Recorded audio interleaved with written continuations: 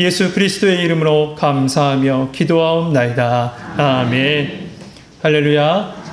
6월의 첫 번째 주일입니다. 이렇게 변함없이 예배 자리에 나온 우리 모든 성도님들에게 주님의 은혜와 하나님의 평강과 성령님의 인도하심이 함께하길 축복합니다. 오늘은 룻기 두 번째 시간 붙쫓았더라 라는 말씀으로 같이 은혜 나누려고 합니다. 우리는 매 순간을 선택으로 채워갑니다. 오늘만 해도 아침에 일어나셔서 아침을 뭘 먹을지 선택하셨습니다. 그리고 무슨 옷을 입고 나갈지도 선택하셨죠. 그리고 온라인 예배를 드릴지 아니면 대면 예배를 드릴지 선택하고 이 자리에 나오셨습니다. 그리고 예배를 끝나면 누군가를 만나고 또한 점심을 먹을지도 우리는 선택하게 될 겁니다. 어떤 것을 먹을지요. 혹시 지금 이 말씀을 듣고 계시는 분들 중에 점심 메뉴 정하고 계신 분은 안 계시겠죠? 이처럼 우리는 매 순간 이 선택으로 채워갑니다. 그래서 인생을 영어 알파벳 순서에 따라서 B, C, D라고 그렇게 얘기해요. B는 birth, 태어나서, D는 death, 죽음 사이에, C, choice, 선택으로 채워간다는 겁니다. 그런데 그 선택에는 항상 책임이 동반되어집니다. 책임이 있어요. 그러다 보니 선택이 너무나도 중요한 겁니다. 그런데 그 중에서도 우리 인생의 선택 중에서도 중요한 세 가지가 있답니다. 첫째는 배우자에 대한 선택이고요. 두 번째는 직업에 대한 선택이고요. 마지막 세 번째는 신앙에 대한 선택이라고 해요. 여러분, 그 중에서 가장 중요한 것이 뭘까요? 이렇게 제가 3자를 하잖아요. 마지막 신앙에 대한 선택이죠. 여기 잘못된 선택으로 말미암아 고통 중에 있는 한 가정이 있습니다. 바로 나오미의 가정이에요. 이 선택은 표면적으로 보면 어떤 경제적인 이유로 한 선택처럼 보여집니다. 불가피하게 한 선택처럼 보여지죠. 그러나 그것은 단순하게 경제적인 문제만이 아니라 바로 신앙의 문제였습니다. 기근으로 인해서 먹고 사는 문제를 해결하고자 베들레헴을 떠나서 모압으로 이주한 것처럼 보여지는데 그것이 아니라 하나님의 집을 떠나서 세상을 향해 간 겁니다. 그런데 그 이면에는 이 사사시대의 모습, 왕이 없으므로 자기의 소견에 따라 살아갔던, 그렇게 행했던 것처럼 하나님의 왕되심을 갖다 부정하고 스스로가 자기가 왕이 돼서 스스로 선택하고 스스로 살아가고 스스로 결정한 그 모습이 바로 나오미의 모습 속에서, 그 가정의 모습 속에서 보여진다는 겁니다. 여러분, 그 결과가 무엇이었습니까? 그 가정 속에 고통과 죽음이 임했어요. 남편 엘리멜렉이 죽었습니다. 그나마 의지할 수 있었던 두 아들도 10년 후에 세상을 떠나게 되죠. 이 모습은 에덴 동산에서 보았던 모습과 같죠. 아담은 하나님처럼 될 수 있다는 그 사단의 꾀임에 넘어가서 하나님의 말씀을 선택한 것이 아니라 사단의 말을 선택하게 됩니다. 그러므로 무엇을 행동합니까? 선악을 아는 나무 실과를 갖다가 범하게 되죠. 그 결과가 무엇이었어요? 아담과 하와는 그 에덴 동산에서 쫓겨납니다. 그리고 그의 삶 속에 수고와 고통과 죽음이 찾아왔죠. 죄의 결과는 온 인류에 사망의 그늘을 드리웠습니다. 하나님을 떠난 사람, 하나님의 경로에서 이 이탈한 자의 결국 사망이라는 거예요. 이 모습이 바로 나오미의 모습을 통해서, 이 나오미의 가정의 모습을 통해서 보여주는 이 모습이 바로 이스라엘의 모습이고요. 또한 우리의 모습을 보게 합니다. 하나님은 예레미야를 통해서 분명히 말씀하셨습니다. 내 백성이 두 가지 악을 행하였는데 곧 생수에 그는 데는 나를 버린 것과 스스로 웅덩이를 판 것인데 그것은 물을 가두지 못한 터진 웅덩이니라. 하나님을 떠나서 스스로 살려가는 한 자, 그의 인생 가운데는 마른 땅이 주어진다는 겁니다. 그리고 그의 인생 가운데는 생명이 아닌 사망의 고통이 그 삶 가운데 머물러 있다는 것이죠. 그런데 우리 사랑이 많으신 하나님은 하나님의 경로에서 이탈했다고 그냥 내버려 두시는 것이 아니라 그 고통 중에 있는 자들을 버려두지 않으시고 그를 챙기세요. 생명의 소식, 기쁨의 소식, 회복의 소식을 듣게 하십니다. 바로 예수 그리스도의 복음이에요. 나오미는 그 이스라엘의 흉년이 그치고 이 양식이 풍성해졌다는 소식을 듣습니다. 그 순간 깨닫죠. 아, 하나님께서 돌보셨구나. 아, 하나님밖에 없구나. 아, 하나님의 은혜로 사는 것이구나. 그래서 그는 힘겹게 발걸음을 옮겨서 지금 베들레헴을 향해서 가죠. 마치 탕자가 자기의 죄를 깨달은 다음에 아버지 집으로 돌아갔던 것처럼 지금 나오미 또한 생명의 소식을 듣고 은혜밖에 없음을 믿고 다시 그 하나님 아버지의 땅, 그 약속의 땅 베들레헴으로 돌아가려 하는 겁니다. 영국의 복음 전도자 로이 헨션이라는 사람이 있는데 그 사람은 이 나오미에 대해서 이런 별명을 붙였습니다. 신약에 탕자가 있다면 구약에 탕녀가 있는데 그녀가 바로 나오미다. 여러분, 복음이 들려지는 것이 은혜입니다. 세상은요, 우리를 끊임없이 하나님의 길에서 이탈하게 끌어잡아 당기죠. 그때 우리를 붙잡아 그 하나님의 길, 하나님의 궤도로 살아가게 하는 것이 바로 복음이에요. 또 혹여나 내가 그 길에서 잠깐 이탈하고 살짝 미끄러졌을 때 다시 돌아오게 하는 것도 예수 복음인 줄 믿습니다. 그 생명의 복음이 들려지는 것이 은혜예요. 들려진 말씀이 깨달아지는 것이 은혜입니다. 깨달아진 말씀으로 말미암아 발걸음을 옮기는 것이 은혜죠. 이 모든 것을 누가 하시느냐? 바로 내 안에 계신 성령님이 하실 줄 믿습니다.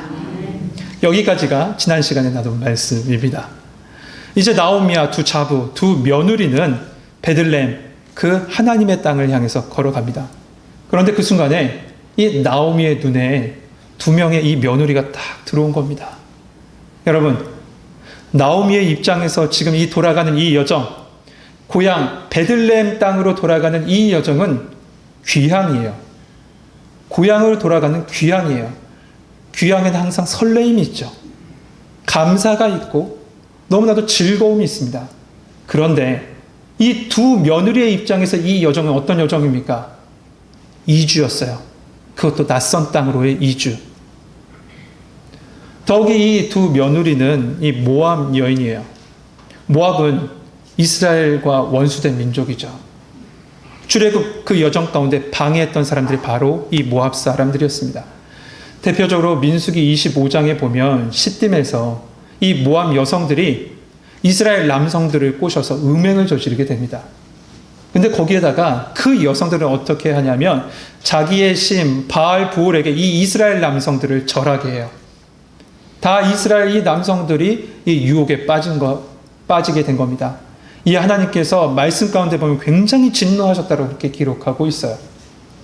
후에 이스라엘 백성들이 가나안 땅을 들어가기를 앞두고 하나님께서 이 이스라엘 백성에게 모세를 통해서 말씀을 주셨는데 그 말씀에 보면 신명기 23장 3절 말씀에 암몬 사람과 모압 사람은 여호와의 총회에 들어오지 못하게 하라. 이 암몬 사람과 이 모압 사람 아예 이스라엘 백성이 들어오지도 못하게 딱 막으셨습니다. 이러한 상황 속에서 그 배타적인 그 유대 사회 속에 들어가서 이방인, 그것도 모압 여인으로 살아가는 그것은 결코 쉬운 일이 아닐 겁니다. 나오미 자신도 이민 생활을 했잖아요. 이민자의 신분으로 10년을 보냈습니다. 그러다 보니 이 두 며느리가 겪을 그 고통을 충분히 알았죠. 너무나도 잘 알았을 겁니다. 그래서 이 나오미는 3차례에 걸쳐서 이 며느리들에게 돌아가라고 말합니다. 그 말씀이 오늘 8절에서부터 17절에 주신 말씀이에요. 그 첫 번째 권유가 8절 9절에 나옵니다. 우리 8절 말씀 한번 먼저 읽겠습니다. 8절 말씀입니다. 같이 읽겠습니다. 시작.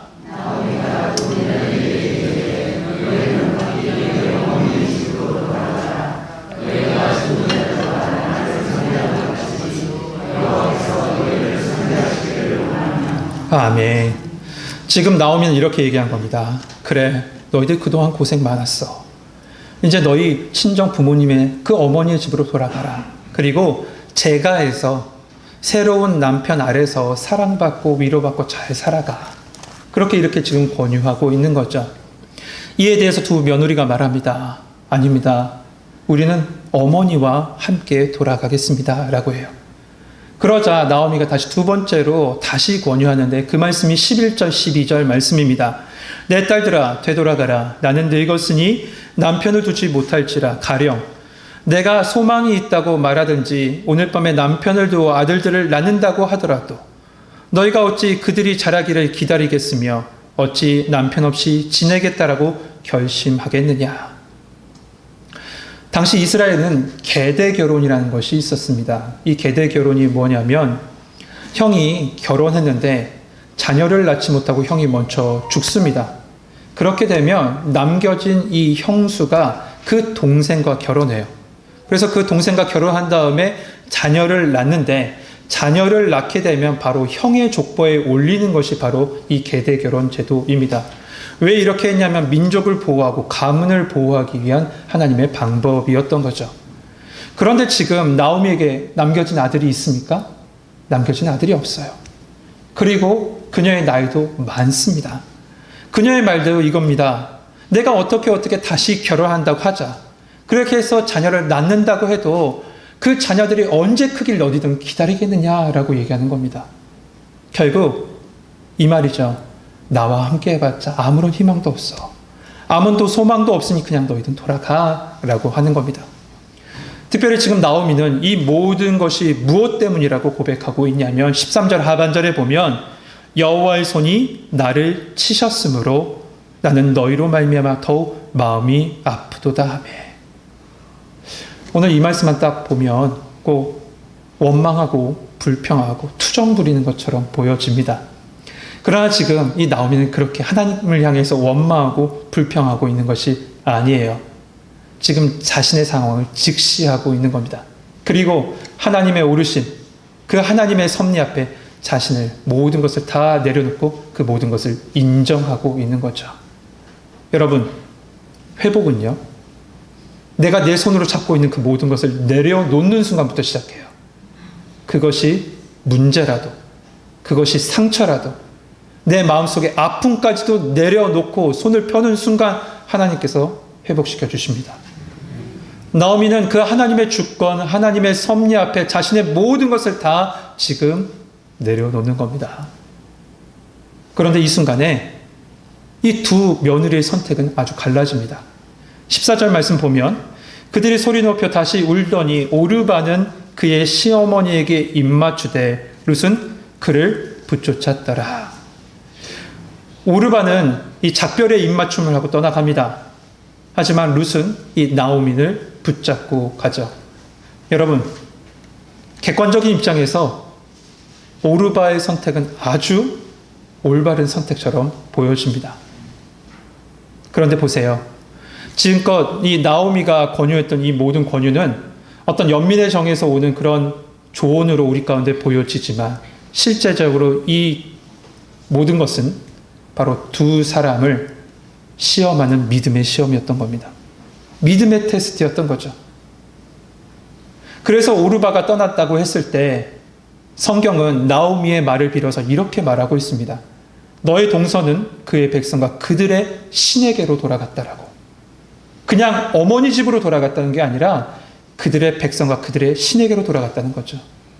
이 오르바는 믿음의 연단 앞에서 옛사람과 옛습관과 그 옛날의 신, 이방 신에게로 돌아섰던 겁니다. 여러분, 이 모압의 조상은 아브라함의 조카 롯입니다. 롯이에요. 제가 이 말씀을 준비하다 보면 수백 번 읽거든요. 수백 번은 좀 거짓말 같네요. 수십 번 읽거든요. 그런데 항상 이 글자체에 보면 롯하고 룻이 거의 비슷하게 보입니다. 그래서 제가 크게 롯이라고 써놨어요. 지금 여기다가. 여러분 혹시 제가 롯을 롯으로 얘기하더라도 이 문맥에 맞게 잘 이렇게 받아주시기 바랍니다. 안 받아주실 건가요? 지금 모압은 그 롯의 후손이죠. 이 롯이 이 소돔과 고모라에서 빠져나왔을 때 그의 딸에게서 낳은 민족이 바로 모압이에요. 근데 그 롯의 아내가 그 소돔과 고모라를 빠져나왔을 때 어떻게 했습니까? 뒤돌아봤어요. 뒤돌아봤다가 소금 기둥이 됐습니다. 이처럼 지금 오르바는 그의 조상들처럼, 그의 조상의 모습처럼 뒤돌아본 겁니다. 뒤돌아서 죄악의 땅으로 간 거예요. 뒤돌아서 죽음의 땅으로 다시 돌아선 겁니다. 하지만 룻은 어떻습니까? 오늘 말씀해 보니까 그는 붙쫓았더라 라고 되어 있습니다. 여러분, 이 붙쫓았다라는 단어 히브리어 원어를 보니까 따바크입니다. 따바크란 단어가 무슨 뜻이냐면 두 물질이 딱 달라붙어서 떨어지지 않는 상태, 하나가 된 상태를 갖다 따바크라고 얘기해요. 그런데 이 단어가 성경 말씀 속에서 처음 어디에 사용되냐면 창세기 2장 24절에 나옵니다. 그 말씀은 이겁니다. 이러므로 남자가 부모를 떠나 그 아내와 합하여 둘이 한 몸을 이룰지로다. 그러니까 남자와 여성이 연합하여 한 몸을 이루는 그 결혼의 순간에 되는 그 연합을 가리키는 표현이 바로 따바크죠. 이번 주에 우리 교회도 결혼식이 있는데 제가 결혼식에서 하는 세 가지 이야기가 있습니다. 그 중에 하나가 둘이 하나 되는 그 하나됨이에요. 그런데 그것을 하나 되는 그것을 갖다가 나누는 순간 다시 하나로 돌아가는 것이 아니라 반으로 나눠지는 거예요.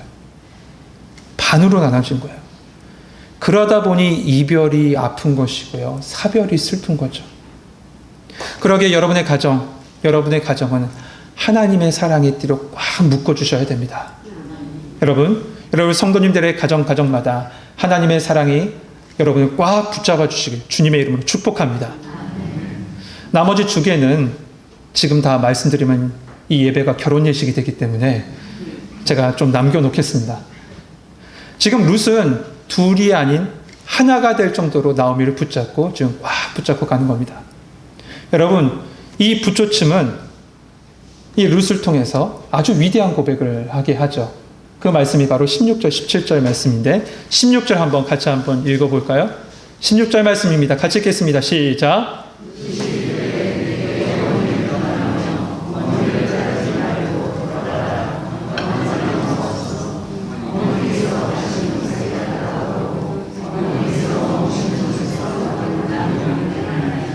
어머니의 백성이 나의 백성이 되고 어머니의 하나님이 나의 하나님이 되시리니 아멘. 은혜 되시죠? 특별히 시어머니들, 예비 시어머니들 은혜 되시죠? 어떤 목사님이 이런 얘기를 하시더라고요. 여러분, 여러분의 며느리가 이런 며느리 되길 원하십니까? 이런 며느리는 없습니다. 여러분이 나오미가 되지 않는 이상 이런 며느리는 없습니다. 그래요. 좀 맞는 것 같죠?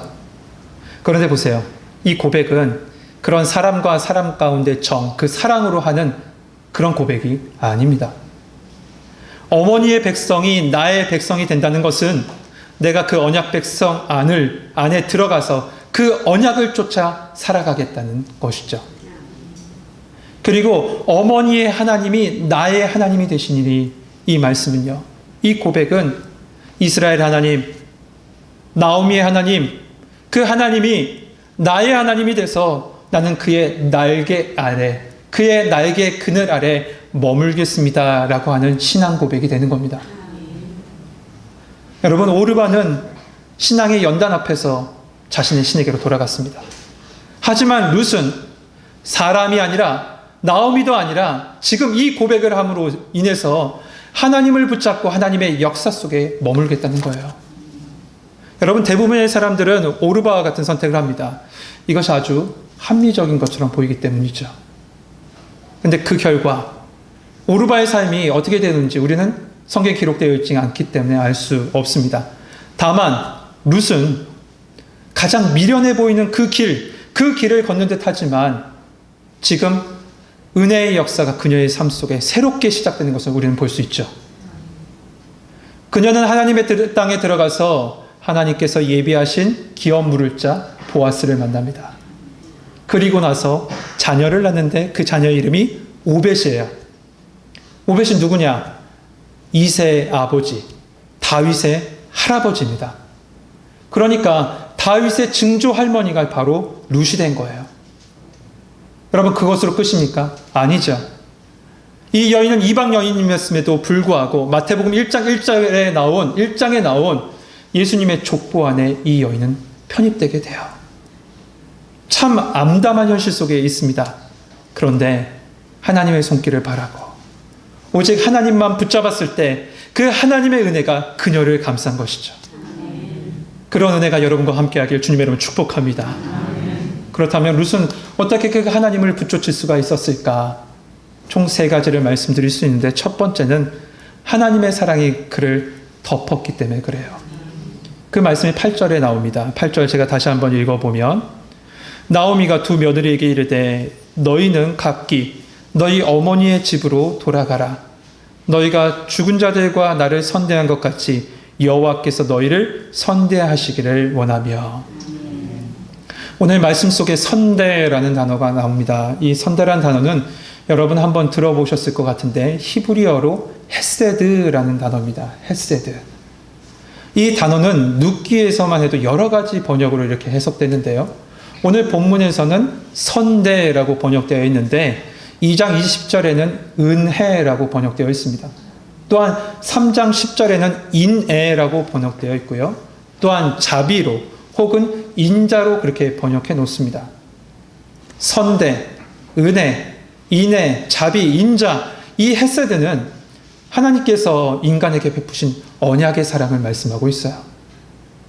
사랑받을 자격이 아무것도 없던 그 사람들을 자기 백성 삼아주시고 변함없는 은혜로 끝까지 사랑해 주시는 그 하나님의 사랑이 바로 헤세드인 거죠. 그래서 다윗은 시편 63편 3절에서 이렇게 고백했습니다. 주의 헤세드는, 주의 인자는 생명보다 나음으로 내 입술이 주를 찬양합니다. 그런데 이 헤세드라는 단어 속에는 또 다른 의미가 있습니다. 그 의미가 뭐냐면 충성이라는 의미가 담겨져 있어요. 하나님의 충성입니다. 그런데 하나님의 충성하니까 좀 어색하지 않으세요? 우리가 일반적으로 충성이라고 하면 약자가 강자에게 보이는 어떤 헌신의 모습을 충성이라고 그렇게 얘기하죠. 그런데 성경에서 말하는 헤세드의 이 충성은 강자가 약자에게, 하나님께서 약한 인간에게 주시는 사랑의 헌신을 말하고 있는 것이 바로 헤세드인 거죠. 그런데 그 하나님의 헤세드가 누구를 통해서 우리 가운데 왔냐면 바로 예수 그리스도를 통해서 우리 가운데 나타내게 된 줄 믿습니다. 그래서 요한복음 3장 16절에 이렇게 고백하고 있는 거죠. 하나님이 세상을 이처럼 사랑하사 독생자를 주셨으니 이는 그를 믿는 자마다 멸망치 않고 영생을 얻게 하려 하심이라. 요한일서 4장 9절에도 보면 하나님의 사랑이 우리에게 나타난 바 되었으니 하나님이 자기의 독생자를 세상에 보내심은 그로 말미암아 우리를 살리려 하심이라. 지금 하나님의 사랑이 룻을 덮음으로 말미암아 이 룻은 하나님을 붙쫓을 수밖에 없었던 거죠. 이처럼 예수 그리스도의 사랑이 영원한 외인이었고 영원히 죽을 수밖에 없는 죄인인 우리에게 덮어짐으로 말미암아 우리는 하나님의 은혜 가운데 머물 수 있게 되었던 것입니다. 두 번째로 보면 이 룻이 이 나오미를 붙잡고 하나님을 붙잡고 갈 수 있었던 이유는 믿음이 전수되었기 때문에 그렇습니다. 16절 말씀 한번 하반절에 보십시오. 어머니의 백성이 나의 백성이 되고 어머니의 하나님이 나의 하나님이 되십니다 라고 고백해요. 여러분, 처음 룻에게 그 룻이 만난 하나님은 어떤 하나님이셨을까요? 처음 만났던 그 하나님은 환난을 주시는 하나님, 아픔을 주시는 하나님, 고난을 겪게 하시는 하나님으로 처음 만났을 겁니다. 왜냐하면 자기 이 남편들이 다 죽고 그 가정 가운데 고난과 슬픔만이 가득하잖아요. 하나님은 그 이방 소녀에게 어떤 반할 만한 매력 있는 신은 아니었을 겁니다. 그런데 지금 룻은 하나님을 붙잡습니다. 어떻게 붙잡을 수 있었을까? 그것은 그의 어머니였던 시어머니였던 나오미가 자신의 모든 것을 하나님께 내려놓고 하나님 앞에 회개했을 때 다시 하나님께 돌아가는 모습 속에서 하나님의 헤세드, 하나님의 회복의 은총이 그 나오미에게 임한 것을 보았던 거죠. 죄인들에게 국률의 사랑과 용서의 회복을 주시는 그 하나님을 그 모습 속에서 발견하게 된 겁니다. 그래서 그 순간에 그는 하나님을 나의 하나님으로 고백할 수 있었던 겁니다. 최근에 그 유아교육으로 유명한 오은영 선생이라고 있죠. 여러분 아시죠? 그 오은영 그 의사 선생님이 이런 얘기를 합니다. 가정폭력에 노출된 그 아이는 자신으로 끝나는 것이 아닙니다. 그 아이가 커서 가정을 이루었을 때 자신도 모르는 사이에 똑같은 폭력으로 자기의 자녀를 대한다는 거예요. 그렇게 싫었는데, 그렇게 고통스러웠는데 자신이 겪었던 그대로 자녀들에게 그대로 대한다는 거죠. 여러분, 부모의 모든 것은 좋든지 싫든지 그대로 전수돼요. 예전에도 말씀드린 것 같은데, 제가 무언가 골똘하게 생각하면 이 발가락을 모으는 버릇이 있습니다. 저도 몰랐는데 아내가 가르쳐줘서 알았습니다. 그런데 제 아들도 그러더라고요. 똑같이 그래요. 그리고 제가 공부를 하다가 공부를 안 되면 장소를 옮깁니다. 그러다 보니 저희 집에는 이 방마다 거실에도 다 책상이 다 놓여져 있습니다. 그래서 옮겨 다니면서 공부를 해요. 제가 그렇게 공부하니까 아이도 똑같이 그렇게 해요. 공부를 안 되면 옮겨 다녀서 어느 순간에 보니까 안방에 가고 혼자 있으면 또 못 들어가고 이제 밖으로 나와야죠. 여러분, 여러분의 자녀들에게, 여러분의 가족 식구들에게 무엇이 흘러가길 원하세요? 여러분, 부모님의 모든 것은 자녀들에게 흘러가요. 가족에게도 흘러갑니다. 무엇이 무엇이 전수되길 원하십니까? 믿음보다 중요한 것이 없습니다. 예수 그리스도보다 귀한 것이 없습니다. 내 모습을 통해서 내 자녀들에게, 우리 사랑하는 가족들에게 예수 그리스도가 증거되어야 돼요. 예수 그리스도가 흘러가야 된다는 것이죠. 여러분, 믿음의 전수에서 가장 앞장서고 있는 것이 우리 교회 학교입니다. 여러분, 교회 학교가 너무나도 중요해요. 그러면 여러분, 교회 학교를 위해서 꼭 기도해 주시기 바랍니다. 그런데 1년에 52일, 그리고 교회 나와서 함께하는 52시간의 교회 학교, 그 신앙교육도 너무나도 중요하지만, 여러분 가정 속에 증거되는 1년에 8,708시간의 그 시간이 더 중요하다는 거죠. 그 시간을 통해서 예수 그리스도가 어떻게 보여지냐는 거예요. 예수 그리스도가 어떻게 증거되냐는 거죠. 예수 그리스도가 어떻게 흘러가냐는 겁니다. 우리 청교회에 속한 우리 모든 가정마다 믿음이 전수되고 복음이 흘러가는 역사가 함께하길 주님의 이름으로 축복합니다. 그랬을 때 아브라함의 하나님, 이삭의 하나님, 야곱의 하나님, 어머니의 하나님이 룻의 하나님이 된 것처럼 목회자의 하나님, 교사의 하나님, 부모님의 하나님, 나의 사랑하는 가족 누군가의 하나님이 아닌 나의 하나님이 될 거예요. 우리 자녀들이, 우리 가족 식구들이 나의 하나님으로 고백하게 될 줄 믿습니다. 마지막 세 번째는 그 사랑, 하나님의 사랑과 특별히 은혜의 물줄기가 룻 가운데 흘러가고 찾아오게 되자 룻의 마음속에 믿음이 더해졌기 때문에 그래요. 룻은 단순하게 인간적인 사랑으로 그 나오미를 따라간 것, 혹은 하나님을 따라간 것이, 하나님을 향해서 나아간 것이 아닙니다. 하나님의 사랑이 덮었고 룻의 마음속에 하나님께서 믿음을 선물로 주셨기 때문에 그렇죠. 여러분, 사람에게 빠지는 것은 오래가지 않아요. 사람의 매력은 오래가지 않습니다. 사람 따라가면 실망해요. 사람 따라가면 실패할 때가 많죠. 인간의 정도 마찬가지입니다. 이런 것 따라갔다가 문제가 생기면 꼭 이렇게 얘기합니다. 남 탓해요. 사람 탓하고 환경 탓하고 근본적으로 하나님 탓하죠. 그래서 우리는 믿음 따라 살아가야 됩니다. 오직 예수 복음 쫓아 살아가야 돼요. 사랑하는 성도 여러분, 이제 나오미와 룻은 함께 베들레헴을 향해서 하나님의 집을 향해서 걸어갑니다. 그들의 모습은 빈털털입니다. 빈 그릇이에요. 그러나 이 두 사람은 하나님을 붙잡고 갔습니다. 하나님을 붙잡고 가는 그들의 삶에 하나님께서 은혜로 채우심을 이유로 보게 될 거예요. 여러분, 어떠한 성 속에서도 오직 예수 그리스도, 믿음의 주여 온전케 하시는 이 예수 그리스도 붙잡으십시오. 그분이 여러분을 살아주십니다. 그분이 여러분을 회복시켜 주십니다. 그분이 여러분에게 은혜를 더하시고 여러분의 자녀에게 생명의 열매, 성령의 열매를 맺게 해주실 줄 믿습니다. 기도하겠습니다. 은혜로우시고 사랑이 많으신 하나님, 주님 우리의 마음을 붙잡아 주십시오. 붙잡아 주시옵소서. 우리의 심령이 오직 주의 복음으로 말미암아 살게 하여 주옵소서.